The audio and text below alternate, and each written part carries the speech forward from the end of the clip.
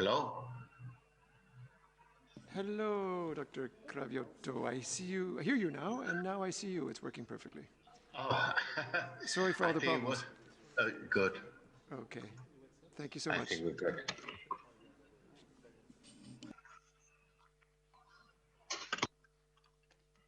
I'm going to mute you now, sir, but you can unmute yourself when you need to, okay? Yeah, yeah, that's right.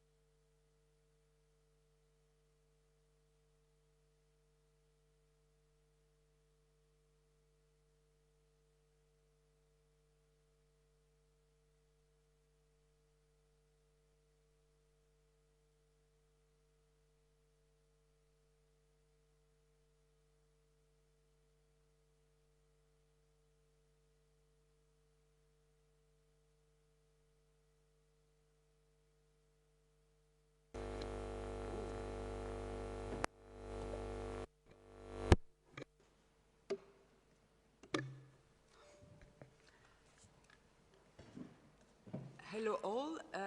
This is Fadela Shaib speaking to you from WHO headquarters in Geneva and welcoming you to our global COVID-19 press conference today, Tuesday, 5th January, our first press briefing of 2021. I'm sorry for the delay and thank you for your patience. The focus today will be on COVID-19, but we will also brief you on the outcome of today's virtual meeting of SAGE, the Strategic Advisory Group of experts on immunization. We will be joined by a special guest, the SAGE chair that Dr. Tedros will introduce. Present in the room are WHO Director General Dr. Tedros, Dr. Mike Ryan, Executive Director, Health Emergencies, Dr. Maria von Kerkhoff, Technical Lead on COVID-19, Dr. Bruce Aylward, Special Advisor to DG and Lead on ACT Accelerator, Dr. Mariangela Shimao, Assistant Director General, Access to Medicines and Health Products, Steve Solomon, Principal Legal Officer, Dr. Joachim Hombach, SAGE Secretariat. Joining us remotely are Dr. Sumya Swaminathan, Chief Scientist, Dr. Kate O'Brien, Director, Immunization, Vaccines, and Biological. Welcome all. Simultaneous interpretation is provided in the 6 UN languages, plus Portuguese and Hindi. And now, without further ado, I will hand over to Dr. Tedros for his opening remarks. Dr. Tedros, the floor is yours. Thank you, Fadila. Good morning, good afternoon, and good evening. Wherever you are, I wish you a Happy New Year. In our first briefing of 2021, I want to take a quick step back and tell you what's going to be coming up in the next few weeks. The pandemic is still a major public health crisis. We're in a race to save lives, livelihoods, and end this pandemic, and I will share more on that shortly. However, WHO is not just fighting the pandemic. We're fighting numerous disease outbreaks across the world, picking up and analyzing hundreds of potential signals every week. And our work goes far beyond emergencies. We work to improve human health in all its aspects, from birth to old age. As shown in the past year, WHO is working day and night to accelerate science, provide solutions to challenges on the ground, and build global solidarity. This is as important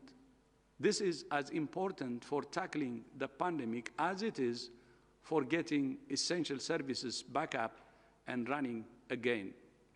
From preventing mothers and their children dying in childbirth to tackling silent emergencies like antimicrobial resistance and mental health, to the prevention, screening, and control of HIV, TB, malaria, and neglected tropical diseases.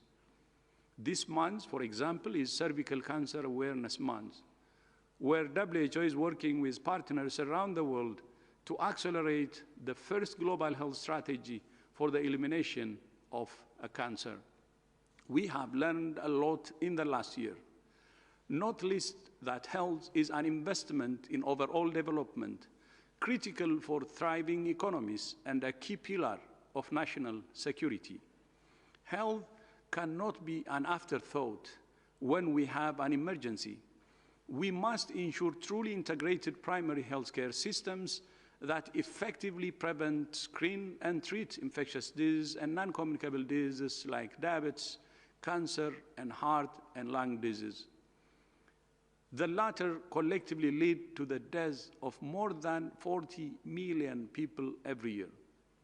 The COVID-19 pandemic has shown us once again how a new infectious virus puts those with underlying conditions at highest risk of dying. And those countries that have high numbers of people with health conditions put extra stress on the health system. And we must work with those focused on the climate crisis, which directly impacts health. Ultimately, We need to invest in preparedness and surveillance to stop the next pandemic and ensure that everyone has access to quality health services. In the year ahead, scientists and public health experts from inside and outside WHO will continue to work with us to break down the latest science and innovations and putting forward solutions so that we can build back greener and stronger health systems. My one hope is that there is less politicking about health in the year ahead. We have entered a new phase of the pandemic where solidarity is needed like never before. We are in a race to save lives right now, and as my colleague, Dr. Mike Ryan, said back in March last year, it's important in any crisis to act fast and have no regrets. Case loads are so high in several countries that hospitals and intensive care units are filling up to dangerous levels. For some countries, during the recent holiday period and cold weather, people mixed indoors more, which we know is riskier and will have consequences. New variants, which appear to be more transmissible, are exacerbating the situation. We call on all countries to increase testing and sequencing of the virus so that we can monitor and respond effectively to any changes. Ultimately, countries have to consider their epidemiological situation and take appropriate measures based on the data.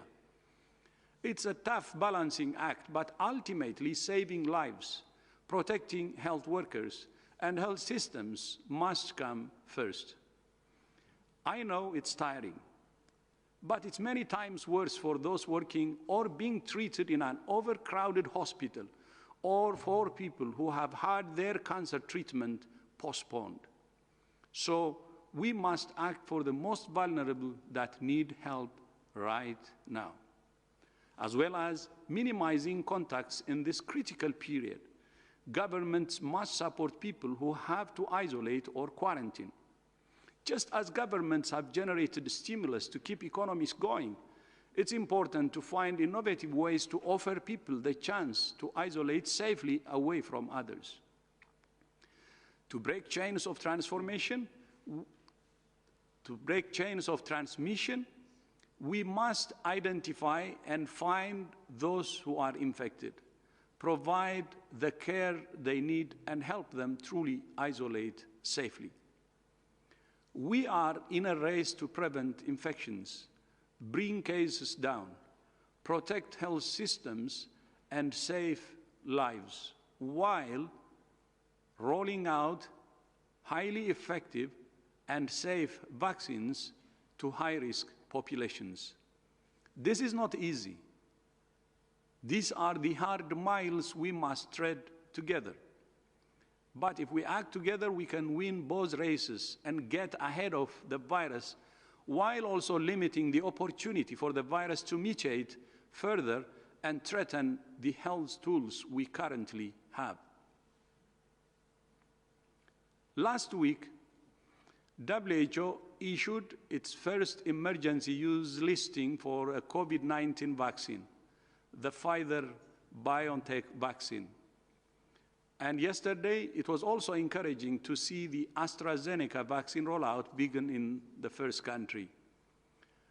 1 year on from WHO issuing its first disease outbreak news report about this virus, more than 30 countries have started vaccinating their high-risk populations with various COVID-19 vaccines. The scientific community has set a new standard for vaccine development. Now, the international community must set a new standard for access.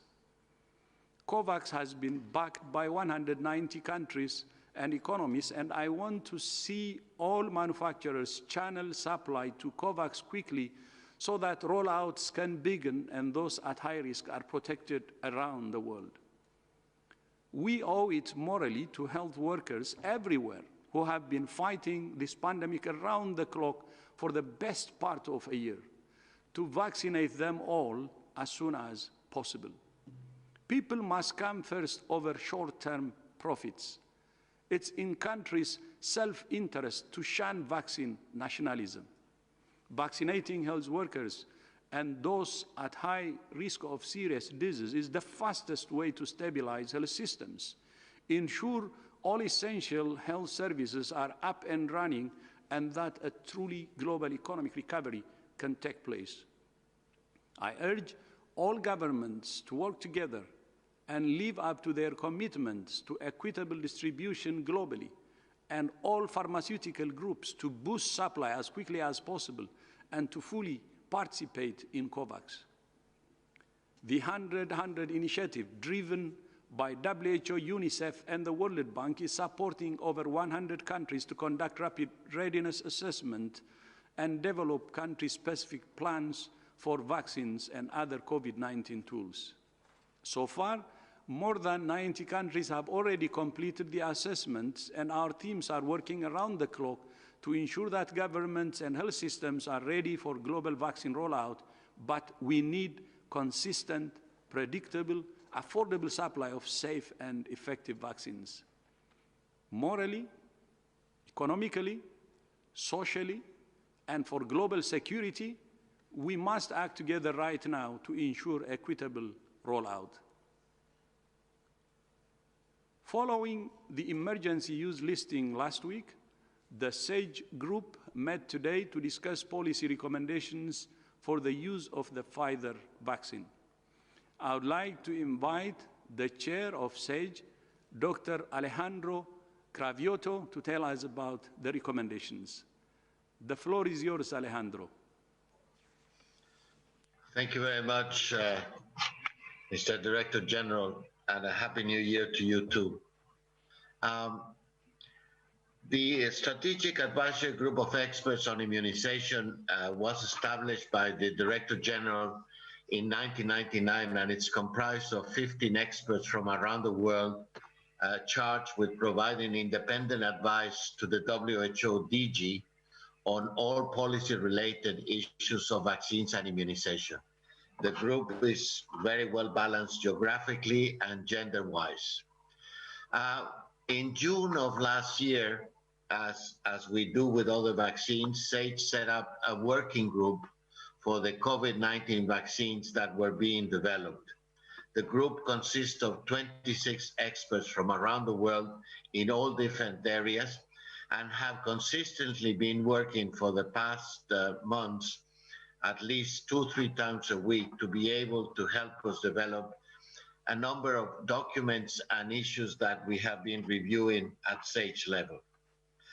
The first product of the working group was a values framework for allocation and prioritization, which was presented to the DG and approved in September of 2020, and then a roadmap of prioritization for the groups that should be set up for vaccination, which was also approved and disseminated in October of 2020. These documents have been translated to all the UN official languages, or the WHO official languages.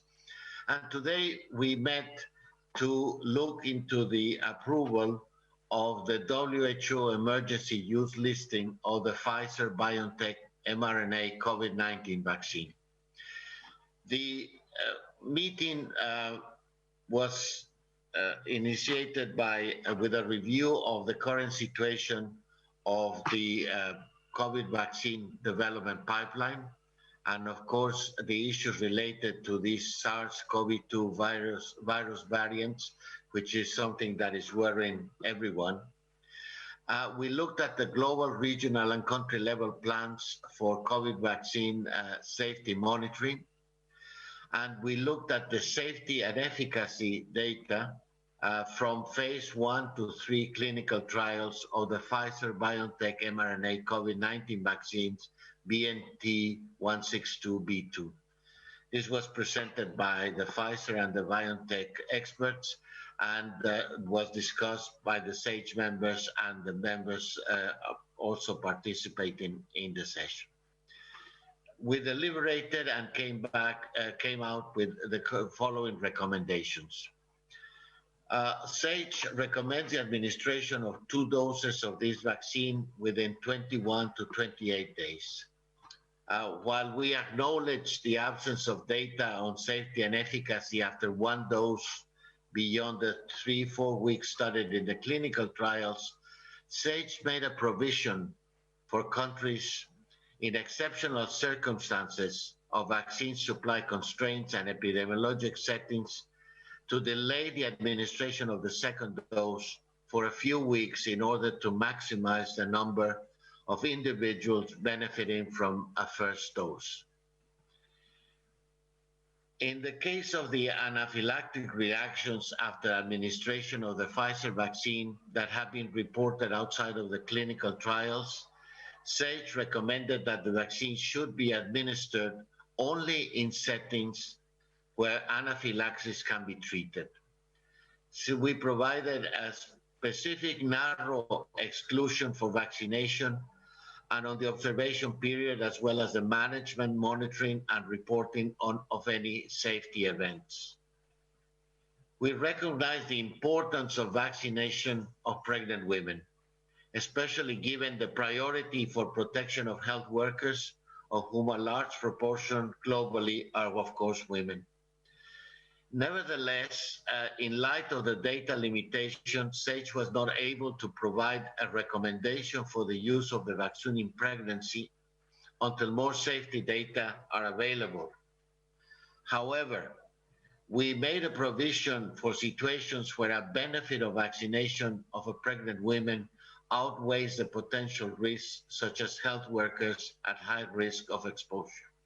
We have done this before for other vaccines, as the use of the Ebola vaccine in the Democratic Republic of Congo before. SAGE acknowledged the lack of data for recommending the vaccine to lactating women, and given the importance of breastfeeding, we encourage the companies to be able, or the company to be able to bring information necessary for us to make a decision in the near future. As with the case of the pregnant women, we have also made a provision in which if a woman is part of a high-risk group, then we recommend the vaccination without the stopping of the breastfeeding. In the case of persons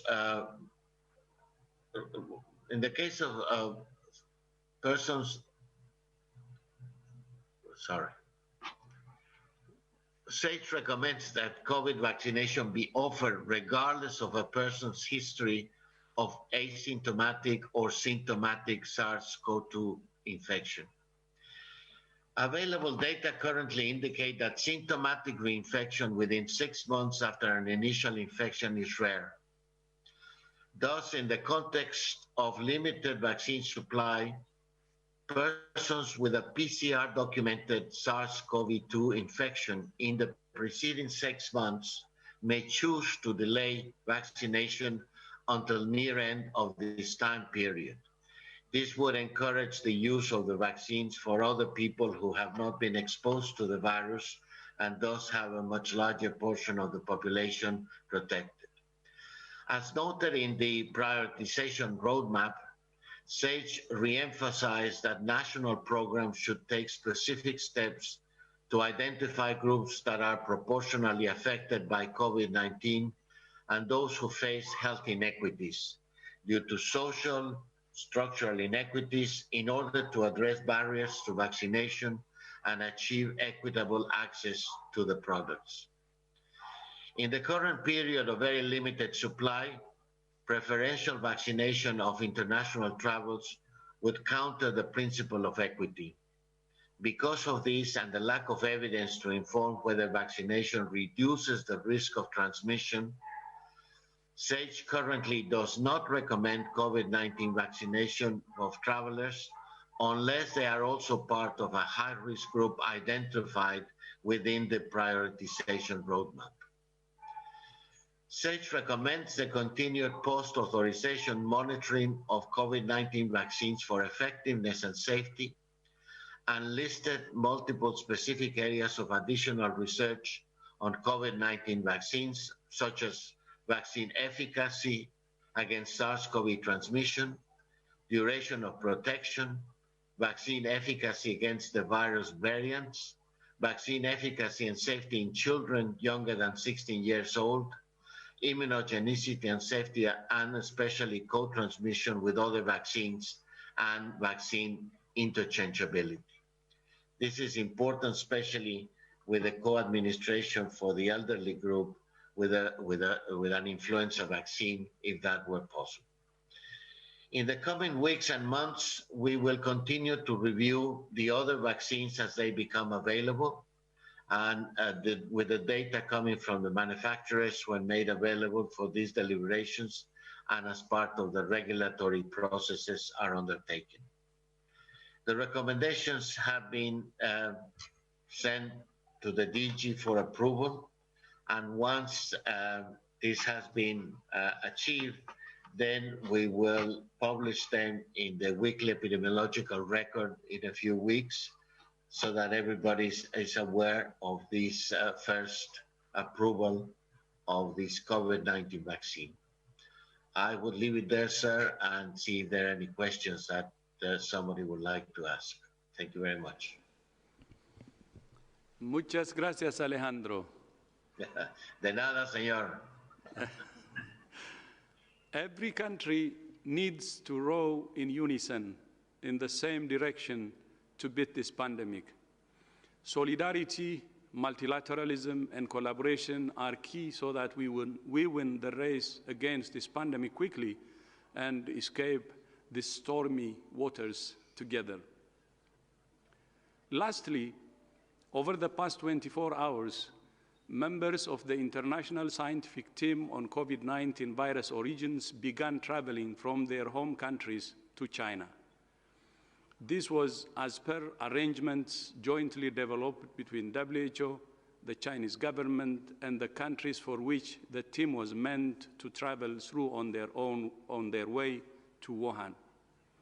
Today, we learned that Chinese officials have not yet finalized the necessary permissions for the team's arrival in China. I'm very disappointed with this news, given that 2 members had already begun their journeys and others were not able to travel at the last minute. But I have been in contact with senior Chinese officials, and I have once again made it clear that the mission is a priority for WHO and the international team. I have been assured that China is speeding up the internal procedure for the earliest possible deployment.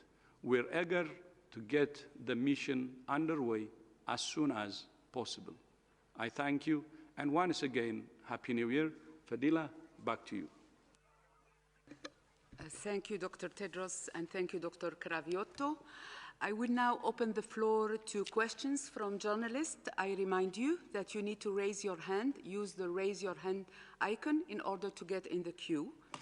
I would like now to invite our first journalist, Christine Teodoro from ABC News, to ask the first question. Christine, are you with us? Yes, I'm here. Can you hear me? Yes, please go ahead. The idea of delaying booster shots in order to administer an initial dose of vaccine to a larger population, given the situation in the United Kingdom, one can understand the logic in trying to provide some degree of protection to more people. But given that there's so many outstanding questions on these vaccines, for instance, how long protection lasts, is there enough data to support this approach? Does a single dose compromise protection? And on the ethical considerations in using the general population to answer these outstanding questions, I wanted to get your take. Thank you. Thank you, Christine.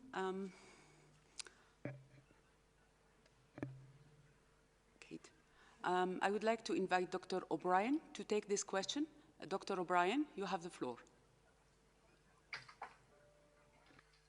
Thank you. This is clearly an area, and I think everybody realizes that we're operating in a space where the amount of evidence to drive policy decisions is evidence that is evolving. I think what is really important here is to recognize that policymakers are using all of the evidence that is in front of them. And what SAGE was deliberating on today was, I think, what many committees are doing, which is they are weighing the evidence that we do have about the efficacy and the immunogenicity that has derived from clinical trials, where the timing of doses is delivered in a specified timing, against what to do around the possibility and some evidence that shows the possibility that single dose efficacy between the timing of the first and the second dose is quite high. And therefore, in a setting where there is constrained supply, the procedure, the operational procedure about how to use these vaccines really is weighing one risk against a second risk. So one risk is that we are very, very scrupulous about applying the vaccines in the way that they were applied in the clinical trials that generated the evidence on efficacy. And in doing so, we may have some limitation of the number of people who can receive the first dose, depending on how the supply is rolling in. And then the second risk is that if we allow for a broader use of vaccine as first doses, there may be some delay in getting the second dose among some people. So it's really a trade-off of two risks. And I think what we're seeing around the world is different committees are weighing those risks and discussing those risks in different ways. And so what perhaps Alejandro can chime in with a couple of comments as well, but I think there was a very robust discussion within SAGE around the trade-off of these risks. And the recommendation that came out of SAGE was to allow for this somewhat extended interval that went up to a 6-week period in settings where the concern around the epidemiology and the supply, the prediction of supply, but that was allowing for a period of time that was an outer limit in the clinical trials. So I'll turn over to Alejandro and see if he wants to say any more about how the committee was trading off those two risks. I think Kate has explained it as well as it should. I don't think we have anything else to add. In a sense, I think we have to be a bit open to this type of decisions that countries need to make according to their own epidemiological situation. What we need in SAGE is to base our recommendations on hard evidence available to us at the time that we make our decisions. And in this sense, in general, for the use of this vaccine, we do recommend that we use 2 doses with a space interval of 21 to 28 days. However, a country might need to use the vaccine in a different way for many different reasons, and that is something that competes then to a local decision, which goes beyond the recommendations that we're able to make at this moment. May I just add one more point? I really do want to emphasize that SAGE was deliberating about evidence on the Pfizer vaccine only today. This is a very important point. We will deliberate, SAGE will deliberate on other vaccines in other sessions in the coming short number of weeks, days and weeks. But what is the output from SAGE today was only about the Pfizer vaccine.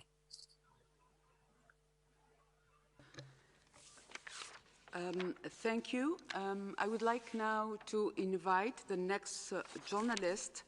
I would like to invite Sophie Mokwena from SABC to ask the next question. Sophie, are you with us? Thank you. I just want to check, in terms of the reports around the variant that was detected in South Africa, we had the Minister or the Secretary of Health in the United Kingdom saying that this variant is more dangerous and there's a possibility that the vaccine will not be able to deal with this problem, or the vaccine will not be effective. Have you investigated that? And the last question to Dr. Maria van Kerkhoff, you saw the video where you were talking about growing the variant or the virus in the lab, going viral in South Africa. Perhaps you'd want to clarify that. Hi, Sophie. Happy New Year. Thanks for both of those questions. So I'll start with the second part first. So I did address your question also on Twitter because there was some confusion about my statement about growing of the virus.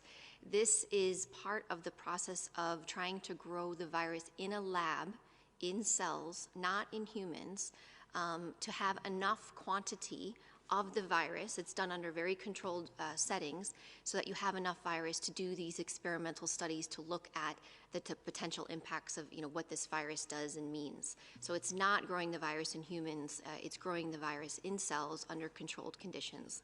So thanks for letting me clarify that. With regards to your first question of the variant that was identified in South Africa, which the South Africans have named the 501Y.V2 variants. And I think it is important that we name these appropriately and we don't call these the South African variant or the UK variant. We need to use the names appropriately because we don't want to stigmatize where these variants have been identified. And that's true for any virus that is identified. With regards to the South African, the variant identified in South Africa, the 501Y.V2, I did clarify that statement with the UK earlier today in terms of the studies that are ongoing. There's no indication that the 501Y.V2 variant has increased transmissibility compared to the UK variant. There are many studies that are underway in South Africa by South African researchers and scientists to look at the circulation of this variant, to look at the transmissibility, looking through epidemiology studies and modeling studies, as well as doing laboratory studies to look at the neutralization studies. So those are ongoing and scientists are working very hard to understand that. But there's no indication that it's more or less transmissible than the variant of concern that was identified in the United Kingdom. So thanks for that question. Thank you. I would like now to invite Ashley Furlong from Politico to ask the next question. Ashley, are you with us? Thanks for taking my question. The CEO of the Serum Institute of India has said that the COVAX facility probably won't receive any of the Oxford AstraZeneca vaccines until March or April this year. I wanted to know if the WHO agreed with that timeline and what that meant for many countries that are part of the COVAX AMC and that are still waiting for their first doses of a vaccine. Thank you. Thank you, Ashley. I would like to invite Dr. Swaminathan to take this question.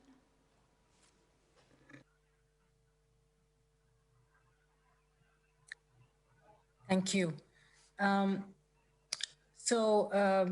procedure for each of the vaccines as they are developed and to be supplied would be firstly going through the regulatory processes, going through a policy process, and then obviously procurement, distribution, and going into vaccination programs.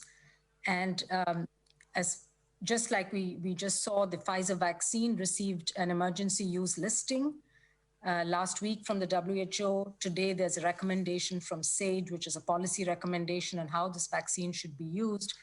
And following this, the vaccine can now be procured, distributed across the world in different countries, including through COVAX.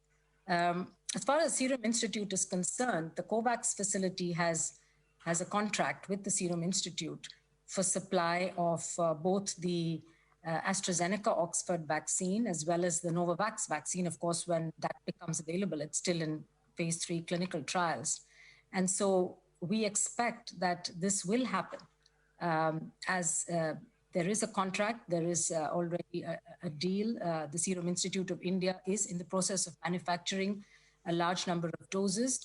They will be supplying the Indian government, obviously, to start the vaccination in India, but we don't anticipate that there would be delays.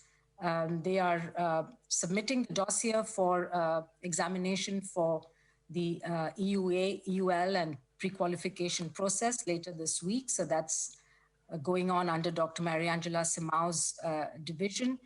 And therefore, I think the February-March timeline is still very much what we're looking at in terms of being able to get that vaccine into COVAX and then distributing it out to the countries. Thank you. Thank you, Dr. Swaminathan. I would like now to invite Imogen Fox from the BBC to ask the next question. Imogen? Hi, Fidela. Thanks for taking my question. Can you hear me all right? Very well. Go ahead, Imogen. 2021. It's coming back to the recommendations around the Pfizer-BioNTech.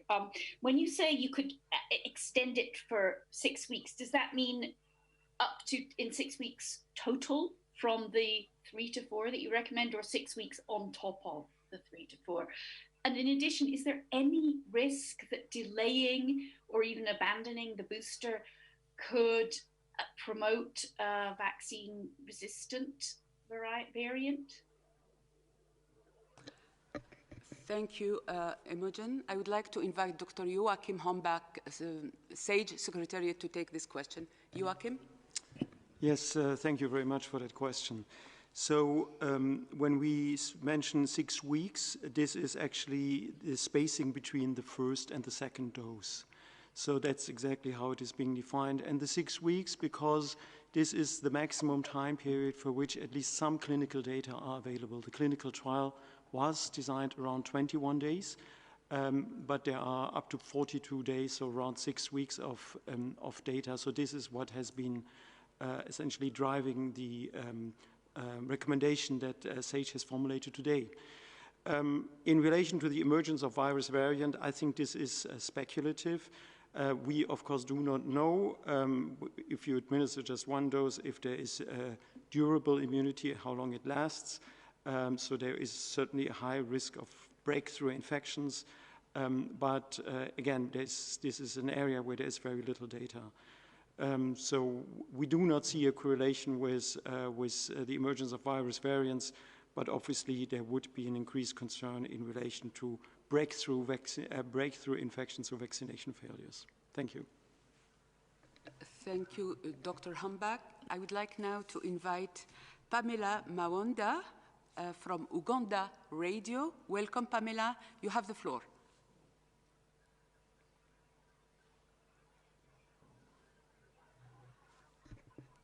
Can you please unmute yourself, Pamela, from Uganda Radio?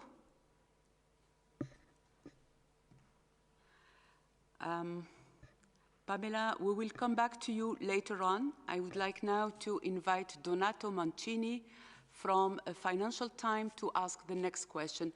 Donato, can you hear me? Hi, can you hear me? Yes, very well. Go ahead, Donato. Happy New Year.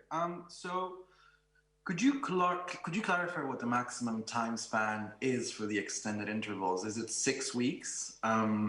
Because this is exactly what the EMA is recommending in limited cases, and it's also half of what the UK is doing. And who are these guidelines for, and what are the specific circumstances in which you make sort of allowance for this extended dosing regimen? Thank you, Donato. I will ask again Dr. Hombach to take this question. Yeah, thanks very much for that question. So maybe I'll repeat myself a little bit in relation to my previous answer, but the recommendation is to administer the second dose within 21 to 28 days, and this is the label recommendation, and this is where the bulk of the clinical data have been generated. There's always some variation, and so and there have been spacing in the clinical trial up to 14 days, and so this is where we have been setting the boundaries. The JCVI, which is the recommending body of the UK, has given more flexibility up to 12 weeks in consideration of the specific circumstances that the country is currently facing, which Dr. O'Brien explained already earlier today. So we feel that we need to be grounded in evidence in relation to our recommendations, but totally acknowledge that countries may see needs and in order to be even more flexible in terms of the administration of the second dose.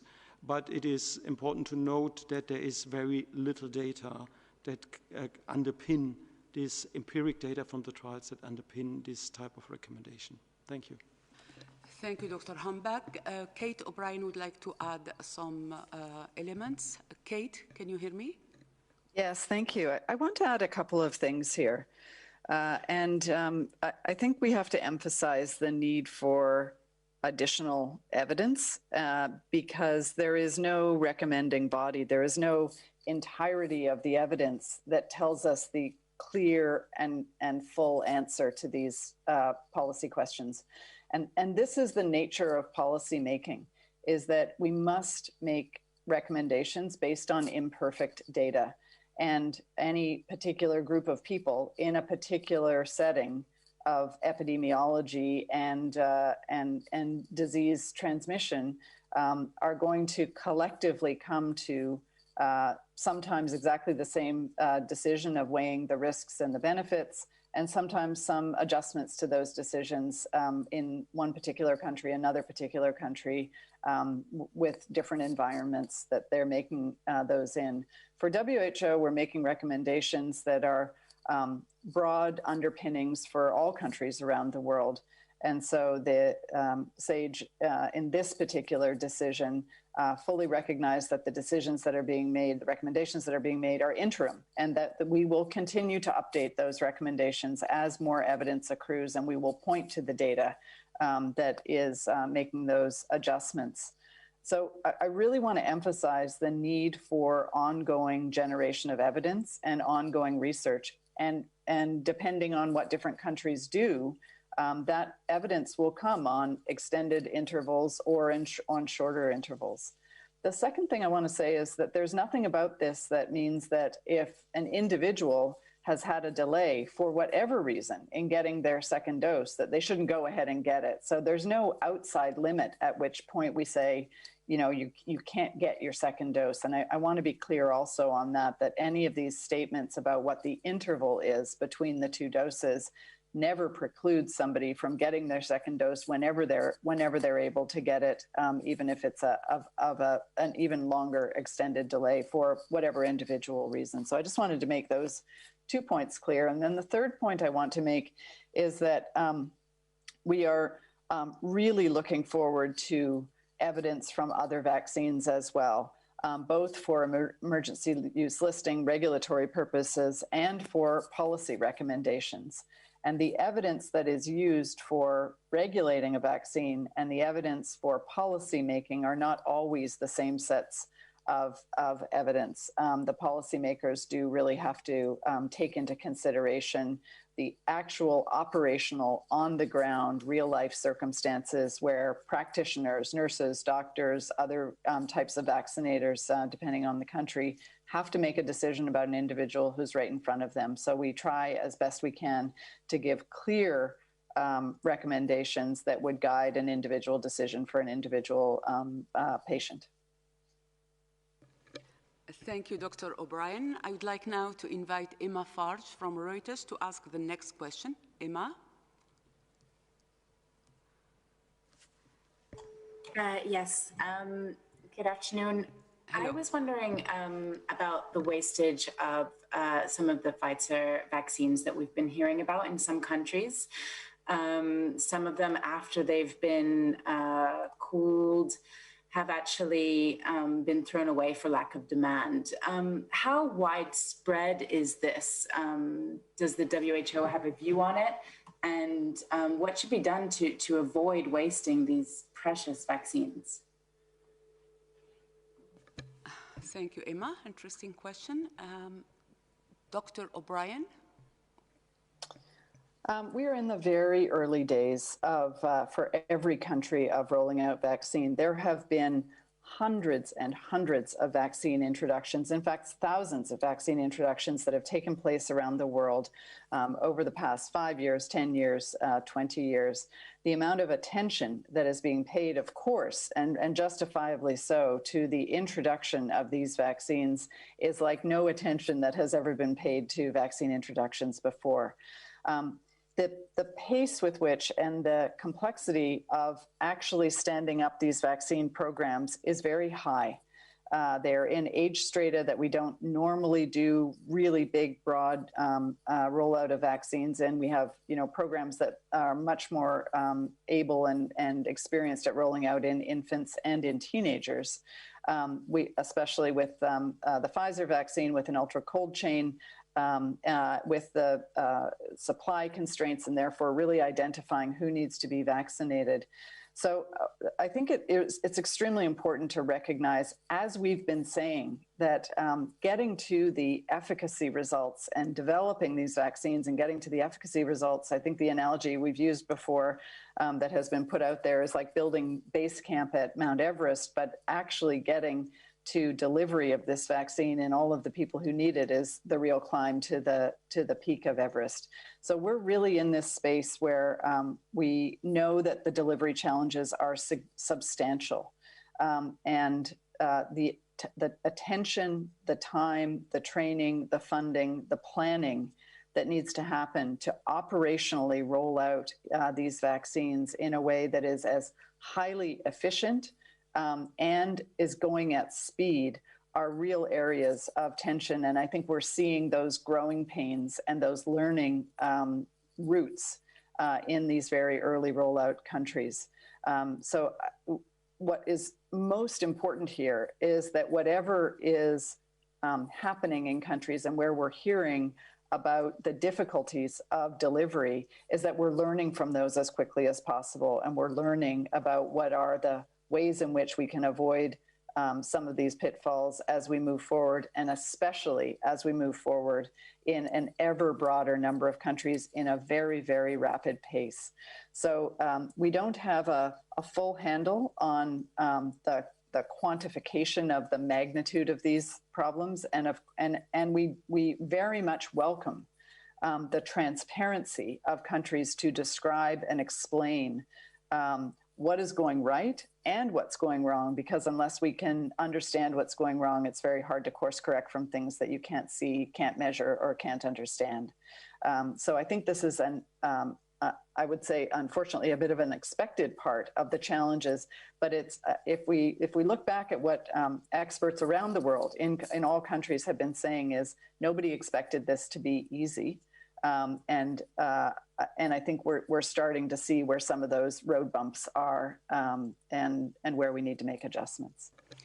Thank you, Dr. O'Brien. I would like to invite Dr. Simao to answer also this question. It's a piece of information, because as we did the emergency use listing of the Pfizer vaccine, we also did the emergency use listing of 2 syringes. Because it's a very complex vaccine. You already heard about that because of the ultra cold chain, the logistics challenges, and so on. But it also needs to be, it's a 0.3 ml injection. So we have pre-qualified 2 of these 0.3 ml syringes. So this will help to decrease wastage if it's happening. But I also want to say something about that we have a front runner, which was the Pfizer vaccine, but we have other vaccines being assessed now by WHO, right? We have received, when we launched the expression of interest in October last year, it's already last year, we have received 15 expression of interest, 13 were accepted. 2 of them were not accepted because they were not yet on phase 2B or phase 3. And since then, we did list the Pfizer vaccine. We have 2 other dossiers being assessed as we speak, and we are expecting 3 additional dossiers from other vaccine producers during the month of January. So we have in our hands right now a limited number of a complex vaccine with a high efficacy right? But we will have more vaccines coming up in the months of February and March this year. Thank you. Thank you, Dr. Ryan. Yeah, just maybe to add from an operations point of view, and I very much agree with what Kate said, but right around the world, we have already stressed understaffed and underfunded public health, primary health care, immunisation services who've been in the front line for the last year trying to deal with surveillance and testing and contact tracing and quarantine. These same frontline public health services now have to absorb the job of doing the vaccination as well as part of the broader public health service. This requires, generating, managing and sustaining demand, scheduling, micro-planning, the logistics of moving the vaccine around, making sure the vaccine reaches the person on the right day at the right time in the right place. This is a complex process. It is resource intensive, both human and physical and financial resource intensive. It's really important that national governments who are issuing vaccines and distributing vaccines to subnational level are also aware of the investments that are needed to shore up the capacity of the system to deliver those vaccines at the local level. You can't file and forget. You can't dispatch and forget. You have to drive and follow each vaccine right into the arm of the person who has to get it. We've learned that in polio. I'm looking across here at Bruce and many other measles and other diseases. And you've got to follow that chain of quality and efficiency, as Kate said, right the way down through that chain in the system. And quite frankly, and many countries may have been overconfident in their ability to do that and have made some assumptions about their capacities that may not have existed. WHO is working very closely, and Kate may or Joachim or others may come in on this, working very closely with 100 countries now on their micro-planning. Because as part of COVAX, one of the requirements of being part of COVAX is to work on that very process of delivering the vaccine, enabling successful vaccination. That's why COVAX initiative isn't just about getting vaccines. It's about delivering vaccines and delivering them to the people who most need them in an equitable fashion, but most importantly, efficiently with the lowest possible wastage. So all countries really need to take a hard look at their capacity to deliver vaccines. It always at the beginning, as Kate says, we always falter at times at the beginning of a new procedure in public health. We always make some errors. The question is not making the errors. The issue is not learning from those errors and not extrapolating from those errors and realizing that our systems are probably not strong enough right now to deliver this vaccine as efficiently as we would like, and we need to invest. And WHO is doing that with our partners in COVAX, with our partners in immunisation programs around the world. But those immunisation programs need the resources, they need the support, they need the man and woman power to do this. Thank you. Dr. Elward. A quick point on the last part of the question that was asked was about how do you avoid wastage, right? And the single best thing we can do is the planning right up front. And Mike was alluding that a little bit, and Kate isn't blowing her own horn on this, but the WHO and UNICEF teams with others have done a fabulous job of putting together guidance for countries on the complex process of national vaccine deployment plans. And there's been an aggressive program of work going on since the middle of November to help every one of the countries in the world with the weakest systems to be able to identify and address the obstacles and blockages they might have right now. Because, the motto that's sort of quietly behind the whole rollout of the vaccine is no dose lays idle. That's the motto everybody's working toward. So the single most important part of it has been that advanced planning, capacity building, training, et cetera, everything that Mike referred to, and which has been a huge intensive part of the rollout work already, even before the vaccines hit the ground. Some countries, as you may have heard in the press, are already, people are reporting on the simulation exercises they're doing to make sure that they aren't wasting those doses and they're getting those into people as rapidly as possible, because quite frankly, these are going to save lives if they get to the people who are most vulnerable and most high risk of dying, if we can get them into them now. And then this comes back to the point the Director General is making. We have a lot of countries increasingly ready. We need the vaccines to be able to get these into those people. And that's why we went out with a donation policy from the COVAX facility 2 weeks weeks ago, so that countries with many doses and access to many doses could provide those to some of the most vulnerable countries that need them. And as well, why we're trying to fast-track the deals that are still outstanding with manufacturers to try and make sure we have the products we need to take advantage of the readiness work that's been done. Thank you all. I would like now to invite IFP Robin Miller to ask the next question. Robin, can you hear me?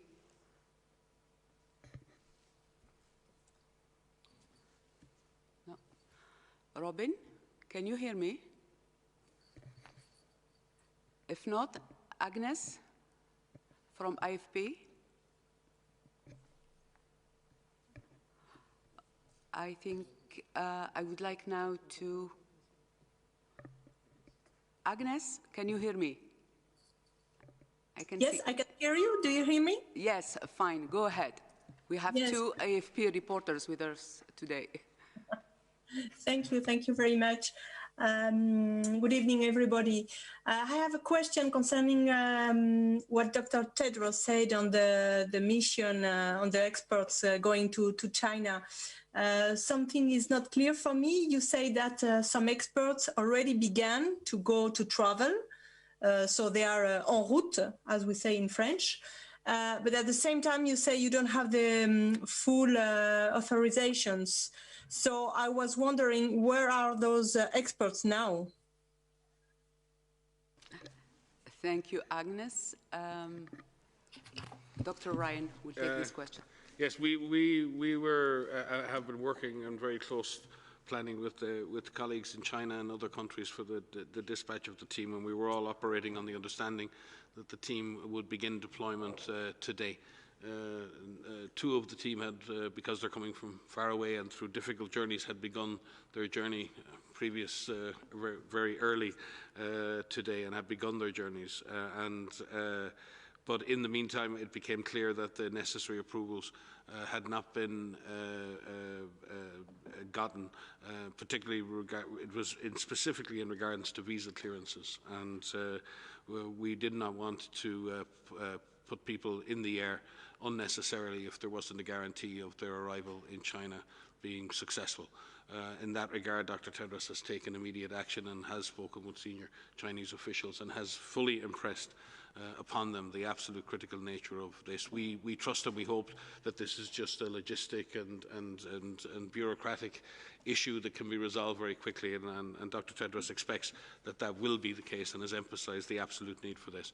The two colleagues who have been travelling have been, one has been turned around and has a reasonably short journey home.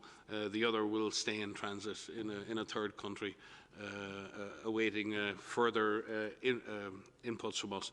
We would like to thank our experts for their flexibility in this.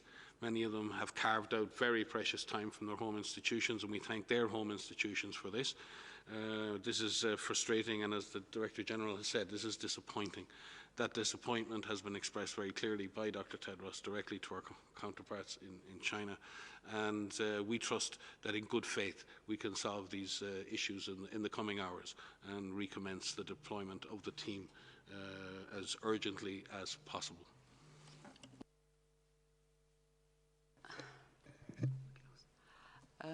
Thank you, Dr. Ryan. We have gone over 1 hour since we started this press conference, so I would like to invite Dr. Tedros for final comments. Over to you, Dr. Tedros. No, thank you. Thank you, Fadila, and thank you all who have joined today. I think some of you have complained about a delay in our, starting the presser. So apologies for that. We will improve. But thank you for joining. And Happy New Year again, and see you in our upcoming. Thank you, Dr. Tedros and Dr. Cravioto and colleagues for your participation. We will be sending the audio file and DG remarks just after this press conference. The full transcript will be available tomorrow on the WHO website. If you have any follow-up question, please do send an email to mediainquiries@who.int. The press briefing is now closed. Thank you.